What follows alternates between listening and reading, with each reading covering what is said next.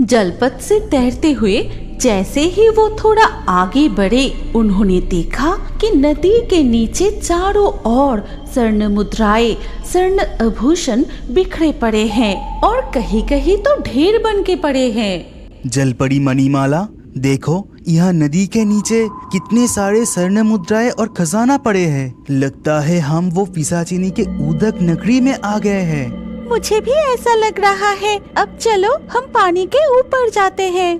फिर जैसे ही मणिमाला, जलपरी और रत्नकुमार नदी के पानी से सिर उठा के देखा कि वो एक मायावी राज्य में आ गए हैं, जहाँ आसपास के पेड़ों पर सुंदर फूल खिले हुए हैं, तितलियाँ उड़ रही है और मीठी सुगंधित हवा बह रही है। मणिमाला, क्या तुम्हें भी कुछ जलने की गंध मिल रही है? हाँ रत्नकुमार, मुझे भी गंध मिल रही है। यहाँ का वातावरण इतना सुंदर होने के बाद भी जलने की गंध क्यों आ रही है? चलो हम थोड़ा और आगे जाकर देखते हैं। वो फिर से पानी में डुबकी लगा के थोड़ा और आगे जाके देखा। रत्नकुमार, यहाँ पर भी तो कुछ दिखाई नहीं दे रहा है। सब कुछ तो ठीक ठाक है। ऐसे नहीं चलेगा मणिमाला, चलो हम मानव रूप धारण करके स्थल भाग में घूमकर थोड़ा देखते हैं। नहीं तो हमें इस नगरी के असली रहस्य के बारे में कुछ पता ही नहीं चलेगा। इसके बाद वो मानव रूप धारण करके उस मायावी उदक नगरी के रास्ते पर चलने लगते हैं और कुछ दूर चलने के बाद रत्नकुमार, देखो उस तरफ, उस कुटीर में भयानक आग लग गई है। हाँ मणिमाला, जल्दी चलो, जाकर देखते हैं कि वो आग को किसी तरह बुझाया जा सकता है कि नहीं।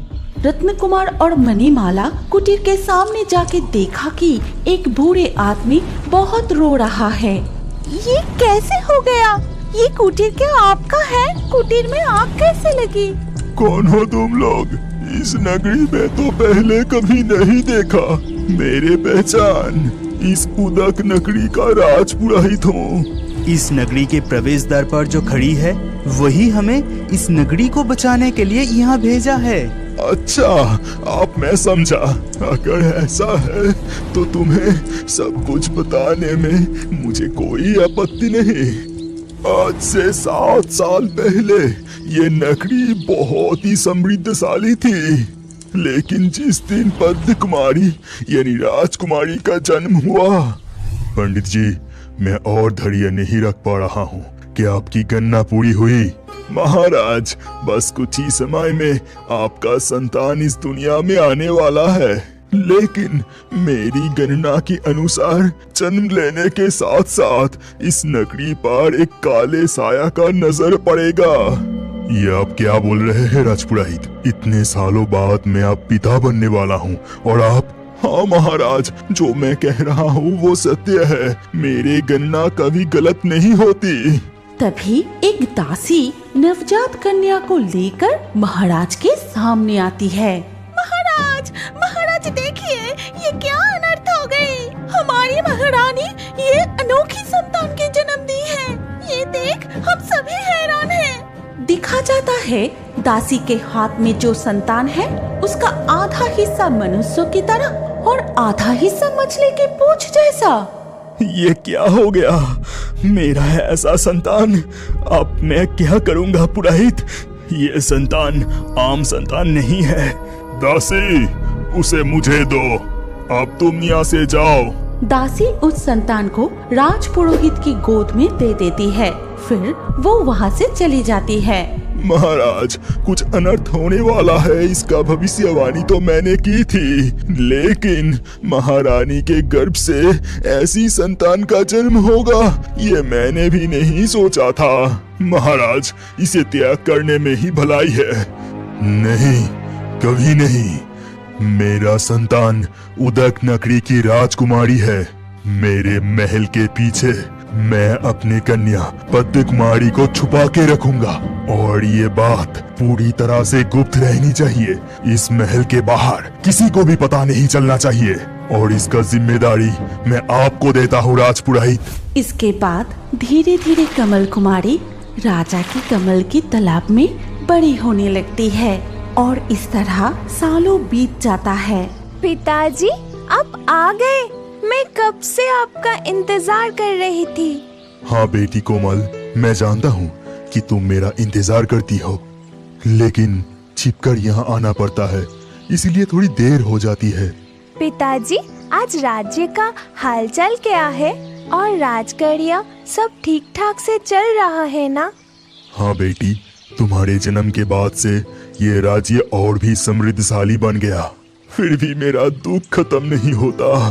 तुम इस राज्य के लिए इतनी चिंता करती हो, फिर भी तुम्हारे असली परिचय किसी को बता नहीं सकता। अच्छा पिताजी, माँ को क्या अब भी मेरे बारे में कुछ पता नहीं है? मुझे उनकी बहुत याद आती है। तुम्हें तो सब कुछ पता ही है बेटी, तुम अब बड़ी हो गई हो, फिर भी तुम कभी कभी ऐसे सवाल करती हो जिनका उत्तर मैं नहीं दे पाता। बेटी पद्म कुमारी, आप मुझे जाना होगा, तुम आराम करो। महाराज उस दिन मेरे कोई बात नहीं मानी। उन्होंने पद्म कुमारी को महल के पीछे एक तालाब में छुपा के रखा। फिर ऐसे ही दिन बीतता रहा। जिस दिन पद्म कुमारी की उम्र 7 साल हुई, उस दिन सुबह अचानक राजा विप्रकांत, राजा विप्रकांत, अभी तू मेरे सामने आ। कौन कौन हो तुम? ऐसे चिल्ला क्यों रही हो और तुम मुझसे क्या चाहती हो? मैं तंत्र साधिका नरकी हूँ। राज रानी की गर्भ से जो अनोखी संतान की जन्म हुई है उसे मुझे दे दे, फिर मैं यहाँ से चली जाऊंगी। ये सब क्या बकवास है? मेरी संतान अनोखी मतलब? वो पूरी तरह से हमारे जैसा ही है, और मैं अपनी संतान को तुम्हें क्यों दूं? चली जाओ, यहाँ से तुम चली जाओ। उसे तुरंत मेरे हाथों में सौंप दे। बता, उसे कहाँ छुपा के रखा है, नहीं तो इसका अंजाम अच्छा नहीं होगा। तुम्हारी हिम्मत कैसे हुई मेरे महल में आकर मुझे धमकाने की? सिपाहियों, इस तंत्र साधिका को महल से अभी बाहर निकाल दो। उस दिन सिपाहियों ने उस तंत्र साधिका को महल से निकाल दिया था। फिर वो तंत्र साधिका गुस्से में उसकी गुफा में लौट जाती है।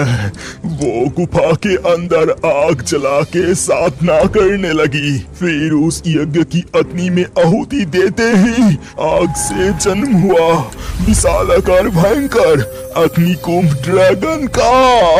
वो राजा मुझे अपमान करके राजमहल से जबरदस्ती मुझे बाहर निकल दिया। उसका बदला मैं जरूर लूंगी। अग्निकुंभ, तू जा और उस अहंकारी राजा के सब कुछ जला के राख कर दे। फिर राजा की उस अनोखी कन्या को उठा के ला। जो हुकुम नरकी, मैं तुम्हें निराश नहीं करूंगा। ये कहकर अग्निकुंभ ड्रैगन गुफा से निकलकर उड़ते हुए राजमहल के पास पहुंचने के बाद वो अपनी मुंह से आग निकलकर महल को जलाने लगता है, और देखते ही देखते पूरे महल में आग फैल जाती है। इस आग की वजह से राजा की मृत्यु हो जाती है, और ऐसी भयानक आग को देखकर कमल कुमारी चीख उठती है। आग कैसे लग गई? पूरा महल तो जल रही है। नहीं नहीं नहीं, पिताजी, माताजी। कमल कुमारी की चीख सुनकर अग्निकुंभ ड्रैगन की नजर उस तालाब पर पड़ती है। मुझे मिल गया, ये लड़की जरूर राजा की वो अनोखी बेटी है। नरकी, यही लड़की को बंदी बना के ले जाने को कहा। तुरंत ही अग्निकुंभ ड्रैगन कमल कुमारी को पैर से उठाए गुफा में ले जाता है।